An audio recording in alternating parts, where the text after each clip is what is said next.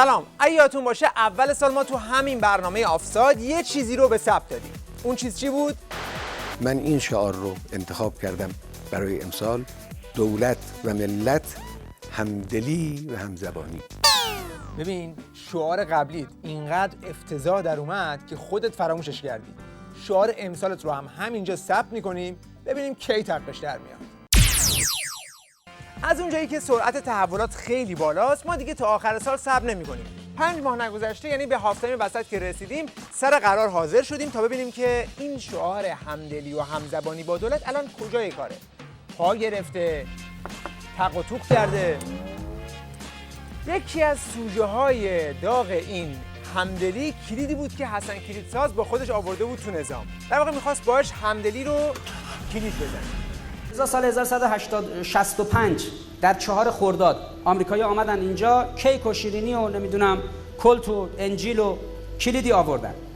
این کلیده رو امام وقتی متوجه شد برخورد کرد. بعضیا حسرت اون کلیده تو دلشون بود. 27 سال بعد اون کلیده رو در سال 92 عجیبشون در آوردن، گفتن این کلید حلال مشکلاته. پسر این که روش نوشته مید این یو اس ای آمریکایی بود ها؟ ناکس ریزم نوشته کسی نتونه بخونه. به هر حال این کلید رو از سال 65 گذاشته بود تو جیبش تا الان بکنه تو دل اون یکی قفل همدلیش رو همچی وا کنه. تیر ماه امسال وقتی که توافق وین انجام شده، قطعنامه 2231 قطعی شد و به این مراحل رسید، دوباره کلیده رو اومد. کلیده رو اون دفعه شما آمریکایی‌ها آوردید، امام نپذیرفت. حالا از طرف ما کلیده آمده. منظور از حل مشکلات با کلید مشکلات اقتصادی و چه نبود، مشکل رابطه با آمریکا بود. هیچی دیگه. اون موقع کلید رو آوردی، امام انداخت تو قفل، دید نمیخوره برگردون. بعد تو برداشتی دوباره همون کلید رو آوردی. خب جسد راحل رو داری تو چاله قبل به چالش میکشی دیگه. راحت میذارن رو سایتاشون. بله ما میرفتیم امامو به چالش میکشیدیم، انتقاد میکردیم، میرفتیم به امام حرفمونو میزدیم. یکی خاطره مینویسه، اون یکی نمیخوام اسم ببرم از این آدمهای حقیر. خیلی راحت دارن به چالش کشیده شدن امام رو برای مردم یه امر عادی جلوه میدن. تردید تو جامعه ایجاد میشه. کار درستی دارن انجام میدن. برای نابودی جمهوری اسلامی راه درستی رو انتخاب کردن. آقا ما دنبال همدلی میگشتیم، این الان تو نابودیه. اصلا کلید و کلت و کیک و اینا رو امامو ولش کن، اینا رو بذار تو یخچال درشو ببند. با این همدلی در نمیاد. بریم سراغ بحث روز خودمون. ببینین شما رفتید وین، توی این مذاکرات یه شوت ضرب زدید. سر نتیجه این بازی با هم یه همدلی بکنید ببینیم چیکار میکنید. حالا گفتن 2 تا گل خوردیم، 3 تا گل زدیم. من نمیدونم این چجوری میشه برد، یعنی نسبت 2 به 3، چون این بعد از استادای ریاضی پرسید دیگه. حالا غیر از این که این دولت مشکل زبان انگلیسی داره، فارغ التحصیلان انگلیس و آمریکا مشکل زبان انگلیسی دارن، ضمن مشکل ریاضی هم دارن. پس هم مشکل انگلیسی دارن. Nice to see you. Nice to see you. Nice to see you. I practice the English language. Yes, you do. It's very good. گفت مشکل ریاضی هم دارن. 1000 تا 1100. از 1000 تا 1100 1330.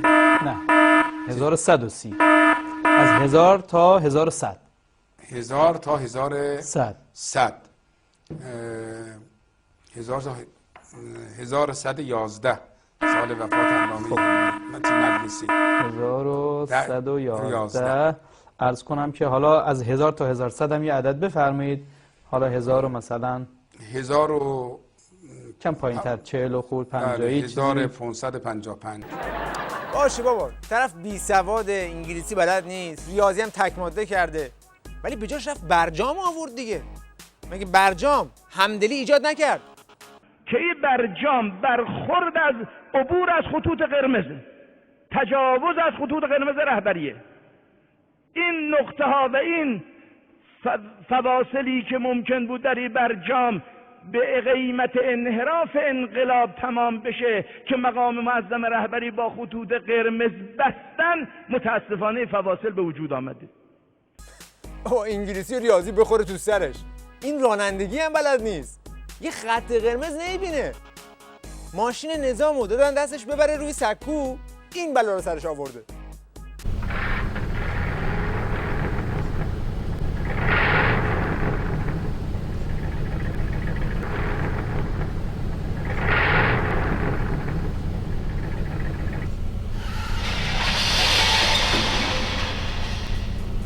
با این حرفایی که اینا تو مسجدا میزنن بالاخره ما نفهمیدیم دارن اونجا چی میپزن. این آش همدلی رو چیکارش کردن؟ شعله‌شو زیاد کردن؟ یه بوی عجیبی از این مسجدا بلند شده.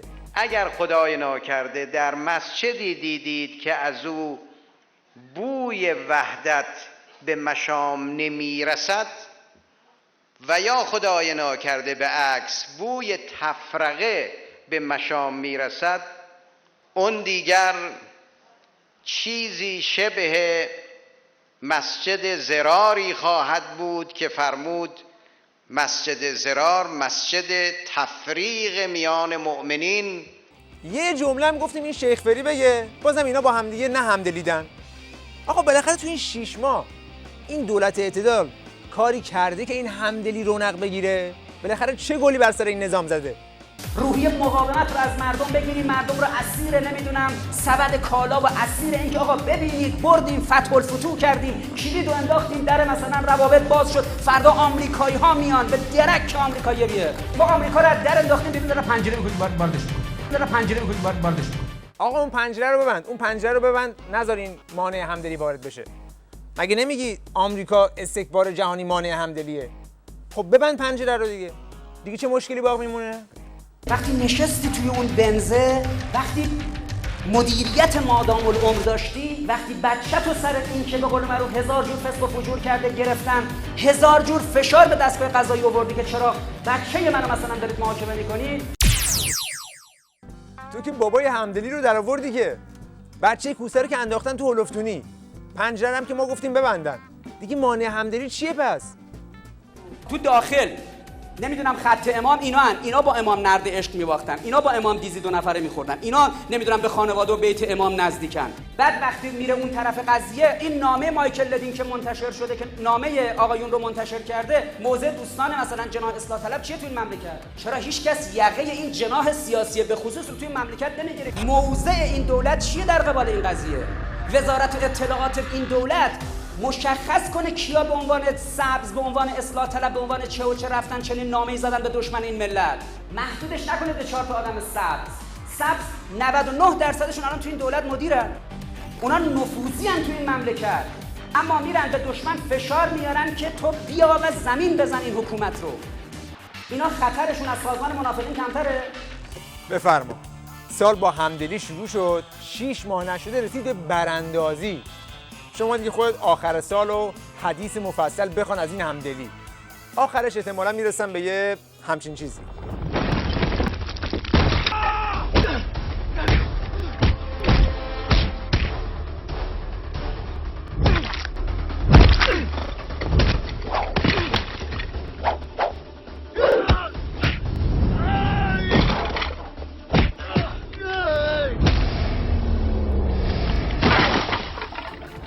آخه ولی فقیه مردنی، تو مگه مرض داشتی؟ مغز خر خورده بودی که اسم سالو گذاشتی همدلی؟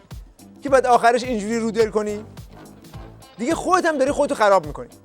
ما خودمون رو خراب کردیم، خودمون ایجاد اختلاف کردیم، خودمون علیه هم توطئه کردیم، خودمون با هم دست به یقه شدیم. خدای متعال نعمتشو بر میداره. نعمت که سهله، اکبر و حسن و سیدعلی و مجتبی رو همه رو برمیداره. آقا ما همچنان سر این داستان همدلی پایه ایم، یعنی بازم میایم پی میگیریم ببینیم که چجوری با هم میدلن و به هم دل میدن. خدا نگهدار. حساس واسه حس مثل دلی که به هم دادی، حساس واسه حس مثل دلی که به هم دادی، حساس واسه حس مثل دلی که به هم دادی، حساس واسه حس مثل دلی که به هم دادی. هی دل من داره با دلت میدله، بی هوا بی حواس بی دلیل بی دل اون که میلرزه واسط حسابی دل. هی دل من داره با دلت میدله.